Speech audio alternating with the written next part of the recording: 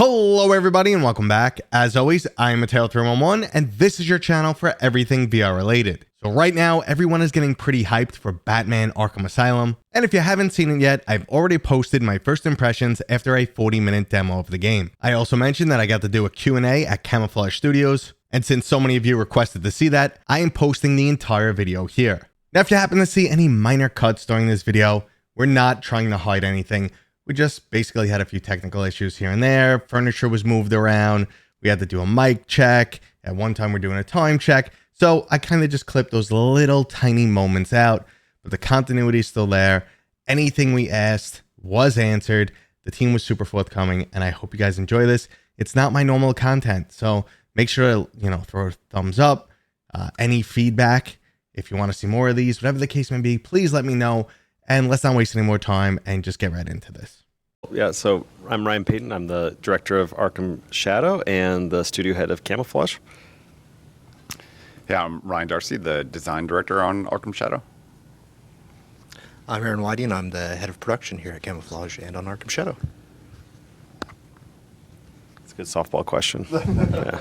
You want to do intros? I guess. Why not? I'm J-Brat, VR YouTuber, and if you're here, you probably already know who I am. I'm Jeff, Wolf in VR. I'm Rachel, or Otherworldly. Mateo311.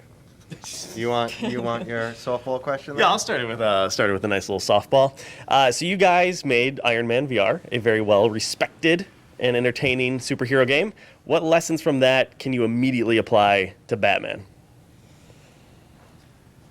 Well, it's in a lot of ways, Batman Arkham Shadow couldn't be more different than our previous title, Iron Man VR. We're on the ground. I think it's a lot more of a thoughtful, methodical experience that's melee combat focused, investigations, a different locomotion set with the grapple and giving players the freedom to roam around Gotham City with a very different set of tools at their disposal. So in a lot of ways, we've had to kind of just start from scratch from a VR perspective. But thankfully, we have the existing Arkham titles to look at for inspiration. That was always been our North Star whenever we got in trouble. So, but in terms of like things that we've learned from our previous title that we brought along, I think one is the importance of having that full body avatar, allowing players to see the gauntlet and your chest plate and all the way down to your legs with Batman. I think the importance of that. And in a lot of our learning lessons, I think when it comes to like Rocket Punch and the way that like the phonetic nature of Iron Man worked and some of those lessons that were applied to our combat in Arkham Shadow. And do you want to add on top of that, Yeah, sure. Ryan Darcy? Yeah, so the whole seed for the combat in Arkham Shadow was planted in Iron Man. I guess I should look at this way. Hi. Yeah, and if you've played Iron Man, we have a rocket punch there, which kind of sends you flying across the city, and then you can chain that 3 times and hit a few enemies. And just that action in Iron Man felt so good, and I always imagined, on an Iron Man 2, fleshing that out some more and adding a little bit more kind of visceral, like up close combat in Iron Man, and then when we got the opportunity the potential opportunity to work on Arkham, and Peyton was telling me about it. He was super excited about the potential of working with that IP. We're both huge Batman fans and Arkham fans, and so were many on the team. And but Peyton was like, oh, I don't know if we're gonna be able to do the combat in VR. And I said, dude, it's no problem. Like, Peyton's like, well, how are we gonna get Batman in the heat of combat? You're just gonna walk over there and hit the analog stick. And I was like, dude, Batman doesn't walk across the room; he punches across the room. And so making sure that we were baking the locomotion into the combat was super important. And there's some of that in Iron Man with the ground pound as well. And then from there, it goes into the kind of stealing some of the time dilation from super hot in order to orchestrate combos that are based on Beat Saber. We pulled from our personal experience with Iron Man and the other high profile VR titles that seemed to just fit for the Arkham combat experience. So anyway, I took a bit of a tangent there, but yeah. Oh, the one thing I could say about the original question as well, what did we learn about working on Iron Man? What do we bring to Batman? I think other than the rocket punch from a mechanical standpoint, just leaning into the IP when you have a problem, and saying how does Iron Man solve this in the comic books or in the films, right? And it's twofold. It stays true to the IP, and then it also players come in with an expectation of things working a certain way because they know the superhero. And so if you're able to just lean into the IP, the way that Iron Man flies or shoots, it just works really well. And for us, there are many versions of Batman, but we're explicitly an Arkham title. And so looking at how the Arkham games did it, leaning into the IP, the first thing, I always say when the team would ask, how do we do X or Y? It's like, what do the previous Arkham games do?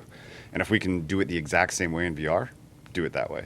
If we need to deviate because VR, then that's where our creative freedom came in, and where I think we landed something that is only possible on the Quest 3. So, yeah.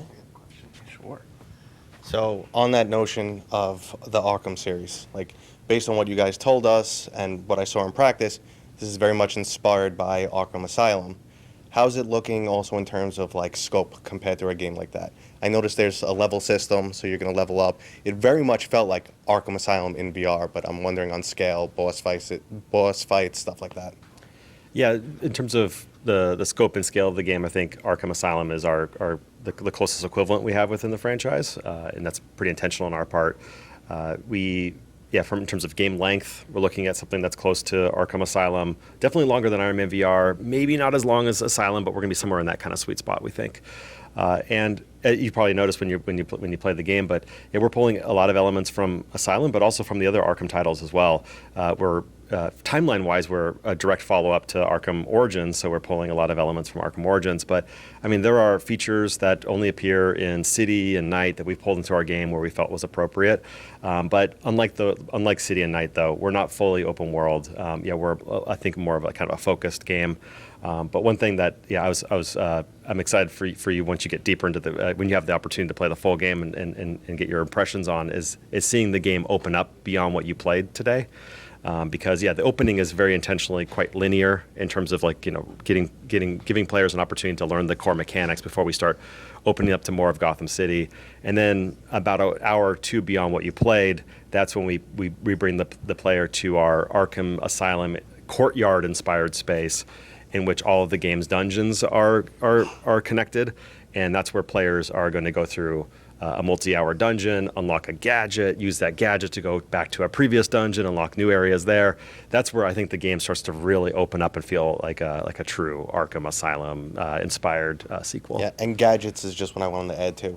Are we expecting to see just stuff we've previously seen? Or is this game going to introduce some new gadgets we've kind of never really seen in the Arkham series? So for Arkham Shadow, I think where we started was where Ryan Darcy was kind of talking about previously is we would look to Arkham and try to translate the mechanics that felt good for VR. So we kind of, that's where we started with. So grapple gun, smoke bombs, batarang.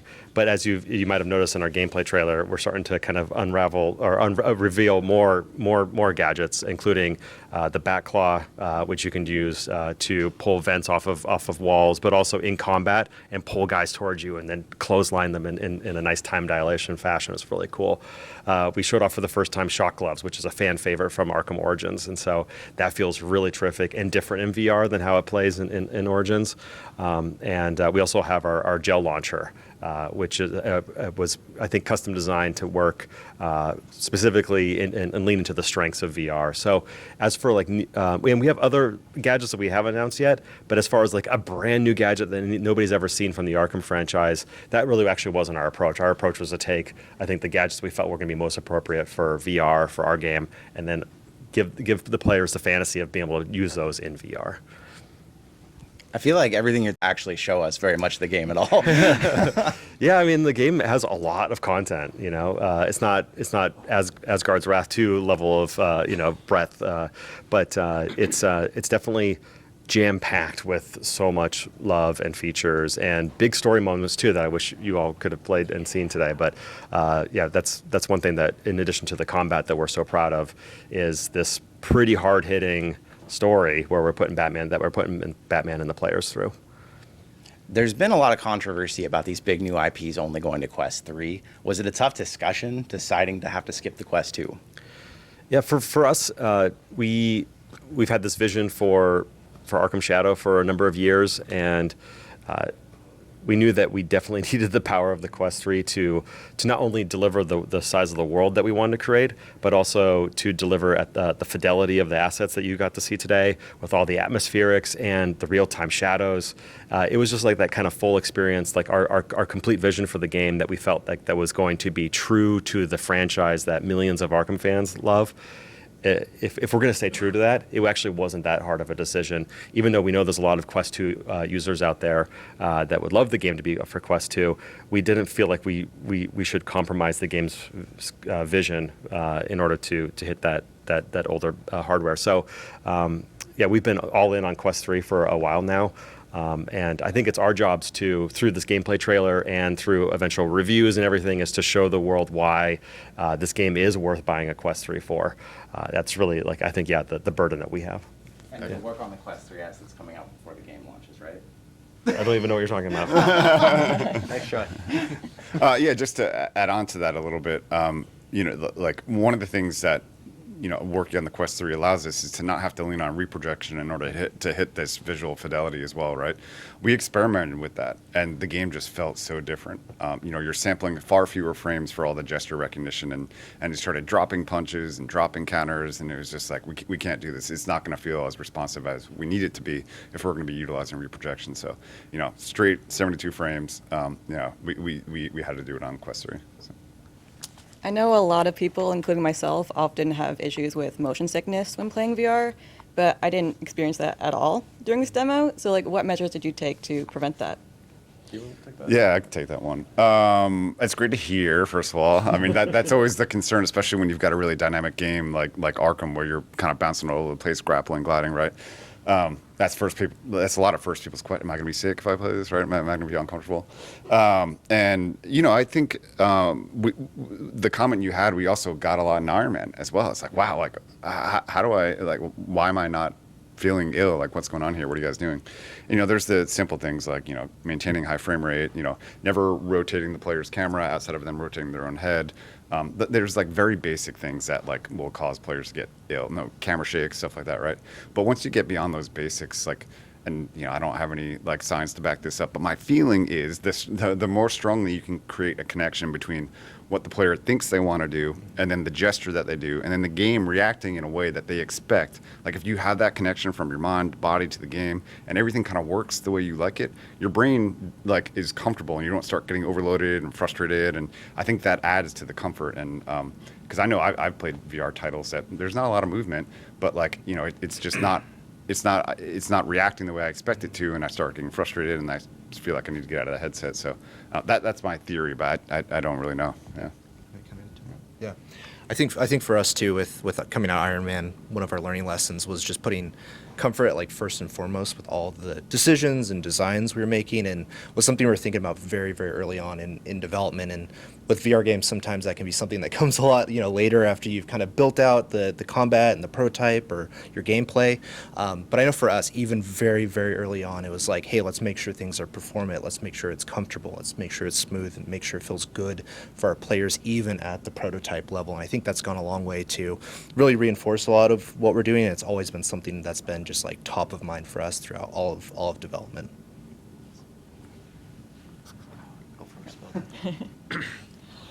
You guys mentioned the high fidelity assets and everything that kind of makes you feel like you are in an Arkham game, which I thought you nailed. Yeah, I thought you felt like you stepped right into an actual Arkham game. My question for you is, we spent a lot of time in the sewers in this demo, and you're dealing with the Rat King, and I feel like you're going to spend a lot of time in sewers, but is there a good variety of locations? I don't want to be going through the same tunnel for 9 hours or however long. I liked when we walked into a bank, we walked into the actual city, saw this stuff. So is there going to be a varied, am I going to feel like I'm exploring all these cool places? Yeah, I think you got to see a little bit of a tease of what to expect from the gameplay trailer, a pretty wide variety of locations, including, I think, Eagle Eye Arkham fans will probably notice some locales from Arkham Origins, including Blackgate Prison, so some outdoor environments. yeah, for us, it's been really top of mind to give the players a wide variety of environments to go through. The sewers environment that you went through early on in the game is, I can confirm exclusively today that that's the only sewers environment you're going to be going through in the game. So it's, you know, our team did a great job with that. And it's like, hey, we go through it. You see the rat barracks. You get the sense of like these people that are living underneath the surface of Gotham. They're rising up and taking to the streets. And then that's it. And we're moving on to a different biome. And so, yeah, it's really important for us that the players feel like they're going on an adventure, on a journey, and that we're flexing the muscles of this incredible team that we have. And so, yeah, you're going to see a wide variety of environments. And yeah, I also want to use this opportunity to talk about the dungeons, which I think is a really key part of the game. You mentioned that word earlier, dungeons, which sounds much more high fantasy than it does like Batman kind of grounded, like sword and shield type stuff. What are dungeons? Yeah, sorry, it's maybe it's more of like dev speak than I realized at the time. But like when you think back to some of my favorite areas within the Arkham franchise, such as like the museum environment from Arkham City, where kind of Penguin resides, there was a lot of kind of Zelda inspired level design that we've picked up on from the Rocksteady games in particular, where you enter a space, you've got some obvious blockers, and you are moving through a big environment, but that's contained, in which, you know, midway through you unlock a gadget, and then you can use that gadget to then go and explore further, and you've got a big boss fight at the end. And we have a number of those kinds of what we call dungeons throughout the games, throughout the game. That is, I think, where the game really starts to breathe, and it feels like a true Arkham game. It's some of my favorite moments in the game, and those have taken literally years of iteration, working with our colleague Bill Green, who we brought him over from. He shipped all the games over at Rocksteady, all the Arkham games, and then he left after being a lead on Arkham VR and joined Camouflaj. But before he joined Camouflaj, he had questions for us like, how the heck are you guys doing Arkham Combat in VR? And when we had him play, he was like, okay, you guys figured it out. I want to join the team. And it's just been an absolute education working with him, learning what Rocksteady, like the Rocksteady way in terms of how grapple points work, how sights of lines work. And it only unlocked about a year and a half ago for both Bill and I, as we're working on these dungeons, as we're iterating on the game world, the importance of flow, which has always been a big part of the Arkham games, but in VR, the magic, the trick that we figured out, and it took us a while, was that we're not going to require the player, with some exceptions, we're not going to require the player to do 90-degree turns. We're going to design the whole level, all the levels, all the dungeons around 45-degree turns, so only one button click, right, on the right stick. And when you do that, it makes everything feel so much more, like, it just flows so much better. Requires a lot of work to kind of make everything like that flow and feel really good. But those are kind of like the work that's gone into making sure that it feels like an authentic game, an authentic Arkham game built for VR. So I was curious if during this process there was anything that you wanted to include but just didn't work, or you had to cut back, or, you know, performance-wise, you know, the Quest couldn't handle it. Was there anything you had to cut from this game? I'm curious what my colleagues have to say about that. But I mean, on the top of my head, I mean, we've cut a lot of content, and it's not because it wasn't going to run on the Quest 3. It was actually us fully embracing the Bill Green development method that he grew up in over at Rocksteady, which is what he calls bold iteration. And what that meant was, unlike Iron Man, where we would build a level and we just kind of would just refine that level for a couple of years. Bill would come in and say, hey, no, we have to rethink the way that we're building these games. We're going to make this big dungeon, and then we're going to go and we're going to play the whole thing. And we're going to hook up all the encounters, all the designs, and we're going to play through it as a team, and then we're going to tear it apart. And then we know what we're going to do for the next few months? We're going to do it again, all the way from scratch. And it really forced our team to improve their tools, improve their mindset, that this is how you build an authentic Arkham game. And at first it was very, very painful for us. But on the flip side, I think we got so used to it that we started just being so willing to throw out content as we're going through that about a year ago, we're like, okay, we got to stop throwing out content and we got to just take what we have, which is really, really good. And now we've been for the last year or so, you know, obviously finish up the content, now focusing on polish and bug fixes. Do you guys want to add anything? Yeah, I'd love to. As a producer, that process can be a little terrifying. No surprise, right? Because I love predictability and all that. But it was awesome process to see and really yielded results. And I was a little skeptical at first, of like how's this going to work and are we going to be able to pull this off? And it was really awesome to see that every time we did an iteration, we'd learn a little bit more, as Ryan alluded to, like, oh, let's we got to focus on 45-degree turns, not 90-degree turns, and we'd see the team just move a little bit faster and a little bit faster, and you'd see those iterations get quicker and quicker, and it was so impressive. We were able to, in that sewers demo you played through, we had some revisions we did earlier this year that we took it from basically a gray box to an all the way arted up VFX encounters working in like 3 weeks, which was impressive. And I'm really. Sewers do you think we've built? Oh my God, we've rebuilt that, built that so many times, probably at least 4 or 5 times at least. Yeah. But every time you can tell it gets a little better, it gets a little more authentic, feels a little bit more Arkham, and you can tell the team's getting more and more excited and engaged and understands like, okay, this is how an Arkham game is built. So adding on to what you guys were saying, talking about this new process of how you reiterate, I think that was very apparent. I mean, we only played a short demo, but it feels like compared to Iron Man, which was a great game that I truly enjoyed, it feels like your studio's matured. It feels like, we're pushing that AAA quality now in terms of game development. And probably one of the biggest thing I noticed is people are always looking for a specific game in VR, and it never translates right. You guys somehow figured out, combat and stuff, and making you actually feel like you're in the Arkham world. So that right there was really impressive. No question, I just... Thank you. I feel like you guys are itching to talk about combat. And I think that's going to be people's kind of biggest concern with this is, it's a big chunk of the actual gameplay of the game is throwing punches. And what we played in 45 minutes, I was sweating. I don't know about you guys. It's a workout. It's really fun. But how is that going to vary over the course of a very long game? I know we had some limited combos that we were throwing. We haven't really been able to use tools and stuff, so I'm sure it opens up like crazy as you go along. But like I know at one point like you're pulling people like physically down to bring up your knee and smash them in the face. At one point, some guy kicked me and I broke his knee with my fist, which was incredible. But it only happened like once. Yeah. And like I want to see like tons more of that unique kind of combat stuff. So please open up. Tell us about the combat. Yeah, I mean, like the previous Arkham titles, at the foundation, the base level is strikes and counters, right? Mm-hmm. And finding that rhythm between strike, strike, strike, counter. The counters are an attempt to break the player's rhythm, and it's a test to make sure they're paying attention. And it's never about fighting a single enemy as Batman, unless it's a boss. It's that spinning plate gameplay, fighting multiple enemies. So after you kind of knock an enemy down, do I want to lunge in for a ground takedown? Am I safe? Am I going to get hit when I go to do that? Or should I take this guy out first, right? And so that decision point between enemies is really where we start to explore more variety. And that's where you're going to want to open up and use, your gadget. So you grab your batarang, throw that, stun that guy, grab your bat claw, pull the weapon out of that guy's hand, explosive gel, knock these guys down. Learning to use the gadgets in combat is where I think it really starts to expand.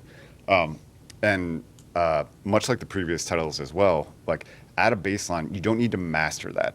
Like that's built into the combo system. You start getting more XP, you start getting more upgrades, which then opens up new takedowns and new abilities. And so, yeah, the bosses are the opportunities to push a lot more outside of that core combat as well. So the bosses will require gadgets, and further enemies, the enemy roulets, they require new moves. So there's cape stun in there, which you guys could do in your demo, but we didn't tutorialize it yet because you didn't need to use it yet. But our armored enemies are going to require that, just like the previous titles. Mm-hmm. And some enemies are going to require redirect, which is running and jumping up over an enemy and then attacking them from behind. So knife enemies that require kind of head dodges. So it's again leaning into VR to do something similar that the Arkham games did. You would have to hold back on the stick and kind of the Batman would bob and weave, but like you're actually bobbing and weaving instead of just holding back on the stick, nice. Right? So really, it's a combination of gadget usage, progression, upgrades, and then new enemies and bosses that are testing a variety of skills. I'll give it to you guys in a second. I'm just so excited about this. I know kind of it's a very deliberate combat system. Like, hit this specific point, come this specific direction. One thing I noticed when I was playing that I got a lot of too fast, because I felt like I was getting into it. I was getting used to it. I'm like, oh, I know what this means now. Is that always going to stay? Is there any option to kind of dial up so you can get used to it and fight a little bit faster? Yeah, the too fast is an interesting one, right? Because like wrong location or wrong direction, it's like you kind of get it, right? If it's being a little bit more orchestrated, taking that Beat Saber, strike here in this direction with this hand, like that's kind of the foundation. The too fast is an interesting one, and it might just require a little bit more fine tuning.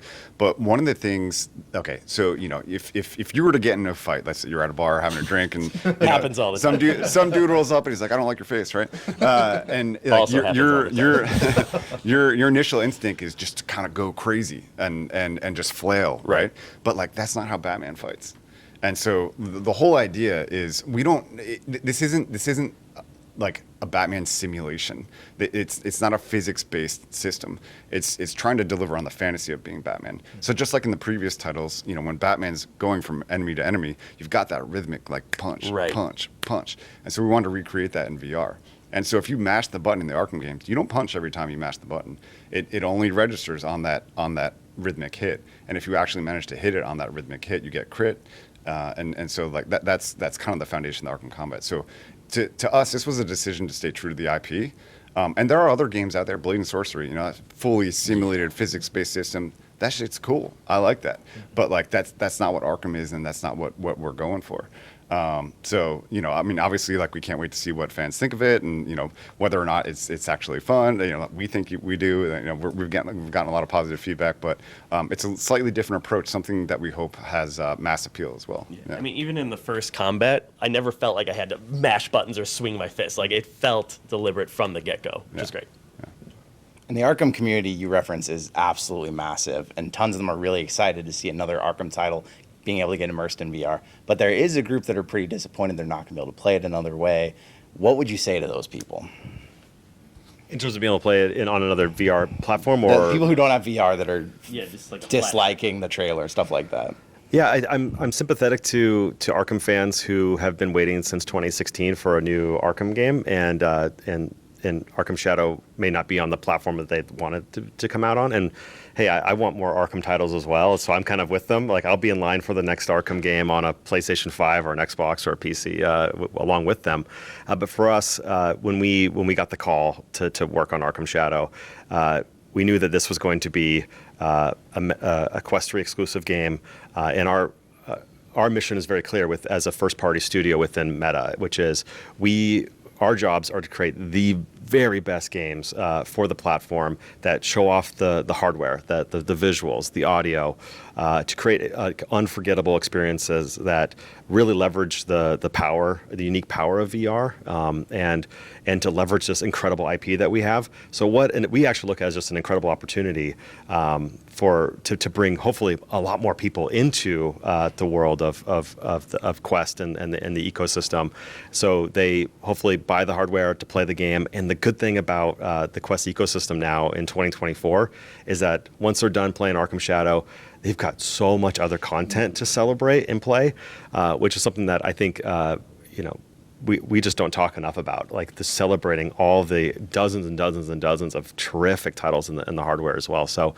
I actually I'm really proud of the game that we're making, and I'm also really excited to bring more people into the ecosystem, because I think there's so much more to celebrate these days. I think if any of those people go demo this, they're going to buy a Quest 3 on the spot. Getting in that universe just felt so good. Yeah, it did feel right and natural. But what I wanted to ask about was just replayability. So you're going to play through the single-player game. We're probably going to love it, enjoy it. Maybe it's 8 hours, 10 hours. But then how many times are you going to replay it? Are you anything like challenges that we've seen in the Arkham series that you could just go in, try and take down as many guys as possible? Like any scenario like that? Yeah, but we've internally we have like things that kind of replicate challenge maps where we're kind of competing for high scores, and we love doing stuff like that too. Whether or not that's going to make it into the ship product is something that we're actually actively like focusing on right now. But all of our attention right now, with the exception of kind of investigating those kinds of things, is making sure that the main campaign is as good as possible from start to finish. So in terms of replayability, I think you can expect to have as much replayability as the other Arkham titles, which I'm surprised. I guess I'm maybe not surprised now because I've been living in this world for many years. But when I started working on this game, I was surprised at the degree at which people are still playing the Arkham games after how many years. And now that I'm so just like neck deep in it all, I get it now too. So we're just trying to build our game to be, so we want 8 years from now, 10 years from now, 15 years from now, people are still playing Arkham Shadow and finding new things and really loving as much as they love the previous Arkham games up until this point. So when I was playing the demo, I was, exploring every single brick and stuff. And you guys definitely have these little secret areas and a ton of collectibles. One of my favorite parts of the Arkham series was the Riddler trophies. These just really unique, fun puzzles to find nothing that matters in the actual game, but stuff that you feel really good about finding. So I know you have collectibles in the game, but how much more is there that is off the beaten path? Yeah, so we have lots off the beaten path, lots of collectibles. We don't have Riddler trophies in our game. We have these. We have a wide variety of collectible types, but the two that you experience today are the rat idols and the rat radios, and those rat radios will be I think harder to find, and those can be locked oftentimes behind puzzles. We actually removed some of the puzzles from the demo for you today, just so we didn't have people get stuck on puzzles. But you found you didn't find some of like the more hardcore kind of Riddler inspired puzzles that require a batarang for a switch to go into detective vision and those kinds of things. Those are that's also our big focus right now in the game and in the final months of development. In addition to balancing out all their encounters and everything, is like adding a lot of those kind of Riddler-inspired puzzles throughout the game. And then, like I said, about a half dozen or other additional collectible types throughout the world, because I don't think it'd be an Arkham game without many, many, many things to collect and many puzzles to solve. I have so many more. Hundreds. I think the only thing we're really waiting to see, like you've delivered the combat, we believe in the combat now, is the storyline. Yeah. We didn't get any glimpse of the storyline. How would you say it compares in terms to like Iron Man? Is it a deeper, longer story, or? Yeah, I think in terms of story inspiration, we obviously built off of our learnings from Iron Man VR and telling, I think, a real personal story focused on our hero. And we very much intentionally chose this phase in Batman's career, pretty early on in his career, to give him plenty of room to grow. And I think we're really challenging who Batman's all about in this game. And we have this wide cast of incredible characters from the DC universe that are going to be joining in the game world, including Harleen Quinzel and Dr. Crane, who becomes Scarecrow, and Harvey Dent and Commissioner Gordon. We showed off during at Gamescom. We showed off Lockup for the first time, one of our big villains in the game. We have Arnold Wesker and Woody as and Ratcatcher, these kind of hardcore Arkham characters that have never been given like the proper day in the spotlight up until now with Arkham Shadow. So lots of great characters, but at the heart of it, the two things I'm most proud about this game is the combat and is the story we're telling. And we knew we were onto something pretty special when we had these incredible actors coming back into the Arkham verse through Arkham Shadow, such as Troy Baker, Roger Craig Smith, and seeing them on the stage who are reprising, well, not necessarily reprising the roles, but they're working together again for the first time since Arkham Origins, right? When Troy was playing Joker and Roger was playing Batman, obviously, and just seeing them get really into the story and seeing people on the set who are like part of the crew like crying and being really emotionally impacted by what we're doing. It was something really special, and I think you can tell. I've been working on games for almost 20 years now, going back to Metal Gear Solid 4, and there are moments in that project I remember where people would just get really quiet in a good way. Like they can tell there's something special happening on the stage, and we've had a number of those moments on this game where all credit goes to our writing team. And Warner Brothers and DC for their guidance and their trust in us to tell something that is pretty hard-hitting. So, I stand by the story that we're telling. I can't wait to see what people say and what they do and how they react to some of these moments in the game.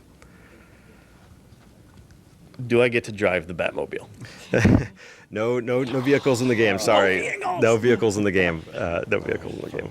Are there any surprises in store that people just aren't going to be expecting? Obviously, you're not going to reveal anything. I won't tell you what the surprises are, but it wouldn't be an Arkham game without lots of surprises.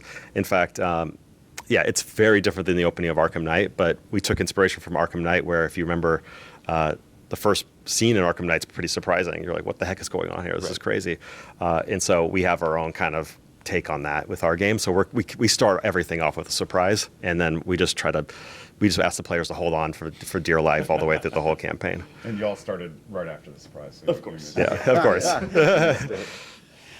I'll be totally honest. When we got here today, some of us, the gameplay trailer hadn't come out yet. We hadn't seen it yet. So I was maybe a little on the fence. And I think doing the demo, you convinced me. So thank you for bringing us out here. Thank you. Thank you for letting us test it and getting us all sweaty. And we have to stay in the office here all day after that. But I think it was really awesome. I'm really stoked for it now. So thank you. Oh, thank you. No, it's been our pleasure, and we've been waiting for this moment for close to 4 years, right? Having you all come in and play, and we've been building this game in large part for you specifically and for your community.